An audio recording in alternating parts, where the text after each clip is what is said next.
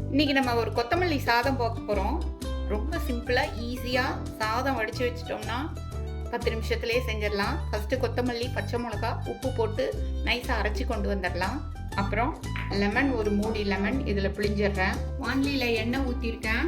அதில் கடுகு போட்டுடலாம். சீரகம், உளுத்தம்பருப்பு ஒரு 2 ஸ்பூன் இருக்கிற மாதிரி போட்டுட்டேன். ஒரே ஒரு பச்சை மிளகா இது மாதிரி ஸ்ப்ளிட் பண்ணி போட்டுருக்கேன். பெரிய வெங்காயம், ஒரு பெரிய சைஸாக இருக்கிற ஒரு பெரிய வெங்காயம் கட் பண்ணியிருக்கேன். இதை போட்டு நல்லா ஃப்ரை பண்ணிடலாம். வெங்காயம் வந்து ஒரு 80% நல்லா ஃப்ரை ஆயிடுச்சு. இப்போ இதில் வந்து நம்ம மிக்சியில் அரைச்சி வச்சுருக்கோம் இல்லையா கொத்தமல்லி பேஸ்ட்டு, அதை போட்டுடுறேன். அது வந்து கொஞ்சம் லைட்டாக கலக்குனா போதும். இதில் வந்து மஞ்சத்தூள் கொஞ்சம் போட்டுக்கிறேன். தனி மிளகாத்தூள் கொஞ்சமாக, ரொம்ப நிறைய வேண்டாம், கொஞ்சமாக போட்டால் போதும். அதுக்கப்புறம் கரம் மசாலா, அதுவும் ஆப்ஷனல் தான். வேணும்னா போட்டுக்கலாம், இல்லாட்டினா வேண்டாம். நான் இன்னைக்கு கொஞ்சம் லைட்டாக போட்டிருக்கேன். இப்போ 2 மினிட்ஸ் நல்லா கலந்தாச்சு.